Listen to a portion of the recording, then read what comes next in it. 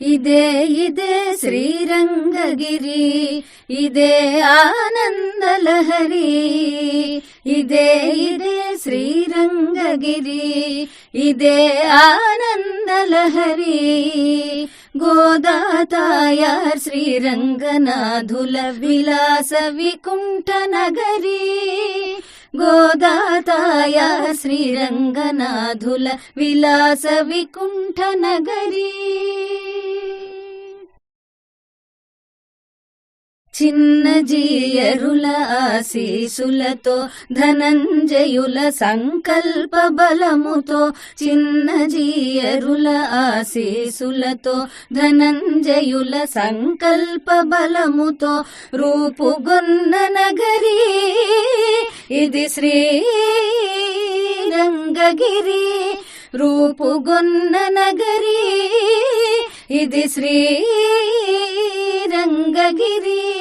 సందర్శనానందకరి.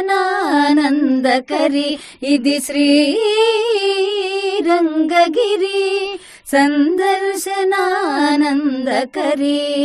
రంగగిరి ఆనందకరి, రంగగిరి ఆనందకరి. రంగగిరి ఆనందకరి, రంగగిరి ఆనందకరి. రంగగిరి ఆనందకరి, రంగగిరి ఆనందకరి. ఓం అస్మద్గురుభ్యో నమః. గోదే గుణైరపనయన్ ప్రణతాపరాధాన్ భ్రూక్షేపయేవ తవ భోగరసానుకూలః కర్మానుబంధి ఫలదానరతస్య భర్తు స్వాతంత్ర్య దుర్వ్యసన మర్మభిదా నిదానం.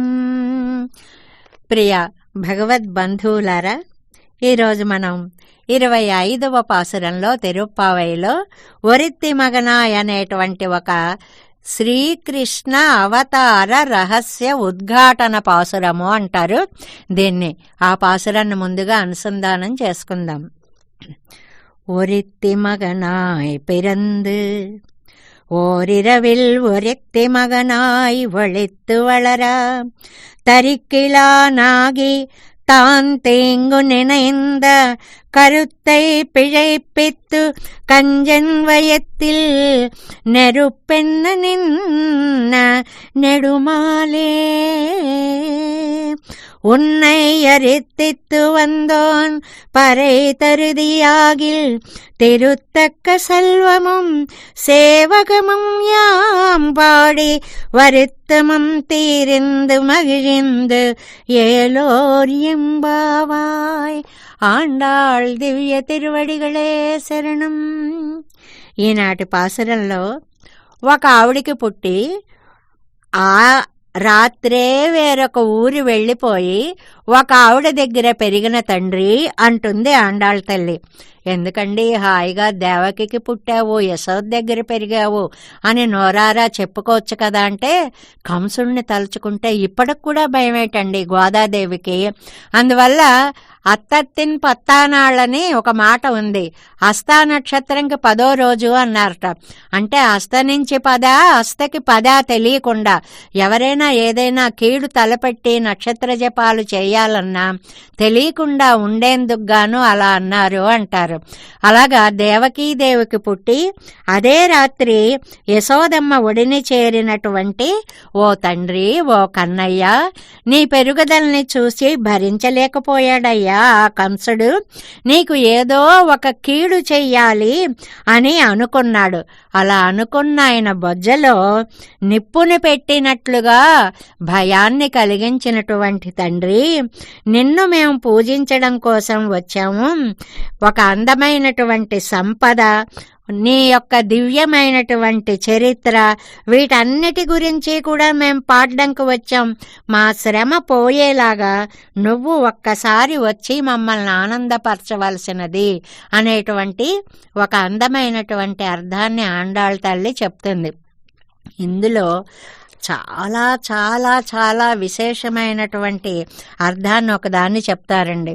ఏమిటంటే, ఒక మంత్రంలో పుట్టి ఒక మంత్రంలో పెరిగిన స్వామి, అష్టాక్షరిలో పుట్టి ద్వయమంత్రంలో విశ్వరూపాన్ని చూపించినటువంటి స్వామి అనేటువంటి చాలా విశేష విషయాన్ని మనకి అందులో చెప్తారు అన్నమాట.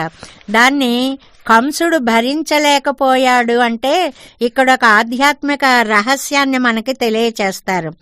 ఆయన కంసుడు భావించాడంటే ఏమీ చెయ్యలేదు అంటే ఆ పరమాళ్ళు చూస్తారట, వీడు ఏమైనా చెడు చేస్తాడా అనుకుంటే అనుకున్నాడు, చేస్తే అప్పుడు చూద్దాంలే అని, చేసేదాకా అవకాశం ఇస్తారు, అదే మంచిదైతే అనుకున్నాడు అంతే చాలు అని ఫలితాన్ని ఇచ్చేస్తాడు అనేటువంటి ఒక విశేషాన్ని కూడా చెప్తూ ఆ కంసుడి యొక్క పొట్టలో పెట్టిన నెరుపెన్న నిన్న నెడుమాలే, మనకి రామాయణంలో ఆదాయ తేనైవ దదాహలంకమ్మని హనుమ సీతమ్మ యొక్క శోకాగ్నినే తీసుకుని లంకని దహనం చేసినట్లుగా ఇక్కడ కంసుడి యొక్క పొట్టలో ఉన్నటువంటి భయం అనే అగ్నినే ఈయన ప్రజ్వరిల్ల చేశాడు అనేటువంటి ఒక విశేషమైనటువంటి అర్థాన్ని కూడా ఇందులో చెప్తారు. ఇంకా చాలా చాలా అంతరార్థాలు, ధ్వన్యార్థాలు, విశేషార్థాలు చాలా చెప్పబడ్డాయి అనుకోండి. ఇవాళ మనం దివ్యదేశం చూసుకుంటే తిరుక్కన్నపురం, పెరియ తిరుమజిలో ఈ తిరుక్కన్నపురం పెరుమాళ్ళకి అద్భుతమైనటువంటి మంగళాశాసనం చేశారు ఆళ్వార్లు. ఒక అందమైన భంగిమని చెప్తారు. వెన్న తినేసి పారిపోతుంటే ఉండరా ఉండరా అని యశోదమ్మ వెనకాల వస్తుంటే కొంచెం దూరం వెళ్ళేసి ఆ వెన్నని ఒకసారి ఇలా నోటి నుంచి దవడదాకా రాసేసుకుని అమ్మ చూసిందా అని పక్కకి తిరిగినటువంటి నీ అందమైన రూపానికి మంగళము అంటారు. చిన్నపిల్లల్ని ఒక్కసారి అలా ఊహించుకోండి, ఎంత ముద్దు వచ్చేస్తుందో, వాళ్ళని ఎత్తుకోవాలని ఎలా అనిపిస్తుందో. కన్నయ్య కూడా యశోదమ్మకి అంత దివ్యానందాన్ని కలిగించినటువంటి ఆ వర్ణన, ఆ పాసురాలు అన్నీ అందులో మనకి కనిపిస్తాయన్నమాట. మరి రామానుజుల పరంగా వచ్చేటప్పటికి ఒకచోట పుట్టి ఒకచోట పెరిగి అనే అర్థాన్ని తీసుకోవాలంటే యాదవ ప్రకాశులతో కలిసి గంగాయాత్ర అనే మిషతోటి గురువుగారు తీసుకెళ్ళి ఏదో ఒక కీడు చేద్దామని చూస్తే అక్కడ వరదరాజస్వామి యొక్క దయ వల్ల తప్పించుకున్నటువంటి భగవద్ రామానుజులు ఎక్కడ వింధ్యాటవి, ఎక్కడ కాంచీనగరము, అక్కడ పుట్టి ఇక్కడ పెరిగి అనేటువంటి మాట వల్ల ఈ వృత్తాంతం అంతా కూడా మనం తలుచుకోవాలి అని అంటారు. మరి ఇలాగే మన రామానుజ సేవా ట్రస్ట్ కూడా అలా పుట్టి ఒక్కొక్కసారి అలా విశ్వరూపాన్ని ధరించిందా అన్నట్లుగా ఎంత పెద్ద సంస్థ అయిపోయిందండి. ఎన్ని క్యాంపులు అది నిర్వహిస్తోంది. మనకి ఇప్పటి వాతావరణాన్ని తలుచుకుంటే 4,000 మందికి ఉచితంగా వ్యాక్సినేషన్ వేయించారండి మన డాక్టర్ ధనంజయ్ గారు. అది మా స్వానుభవంతో చెప్తున్నాం. అమ్మ ముందు వచ్చి ఈ వ్యాక్సినేషన్ తీసుకొని వెళ్ళిపోండి అని బూస్టర్ డోసు దాకా వేయించినటువంటి నిజంగా ఉపకారశీలి సంఘానికి ఇటువంటి డాక్టర్ల యొక్క అవసరం ఎంత ఉందో అందరినీ తనవారిగా తలచి వారందరికీ కూడా ఉపకారం చేయడం, ఆరోగ్యాన్ని ఇవ్వడం, ఉచితంగా సేవలు అందించడం. ఆయనలో ఒక విషయాన్ని మీరు గ్రహించి ఉంటారు, ఎలాంటి వ్యాధిగ్రస్తులైనా సరే అమ్మ తగ్గిపోతుంది తగ్గిపోతుందని అనేటప్పటికి వారి మాటలతోటే సగం రోగం తగ్గిపోయినట్లుగా ఇలాంటి అద్భుతమైనటువంటి వాక్కు కైంకర్యము, సేవా కైంకర్యము, స్కాలర్షిప్లు ఇచ్చేటువంటి కైంకర్యము ఎన్ని చేస్తున్నారో. ఇంత మంచి వ్యక్తులు స్థాపించినటువంటి అత్యద్భుతమైనటువంటి గోదాతాయార్ శ్రీరంగనాథుల దివ్య సన్నిధిలో మనమందరము కూడా ఉండి ఆ పరమాత్మ యొక్క కటాక్షాన్ని పొందితే అటు ఆ గోశాలలు, ఆ అంబారవాలు, ఆ ఆంజనేయ స్వామి, ఆ ఆరోగ్య మూర్తి అయినటువంటి ధన్వంతరి, ఆ చిన్న పుష్కరిణి, అందులో ఏర్పాటు చేసిన పువ్వులు, ఆ మార్గము, అబ్బా మనస్సు ఒక్కసారి పులకించిపోతుందండి. రండి దాన్ని సేవించుకుందాం. జై శ్రీమన్నారాయణ.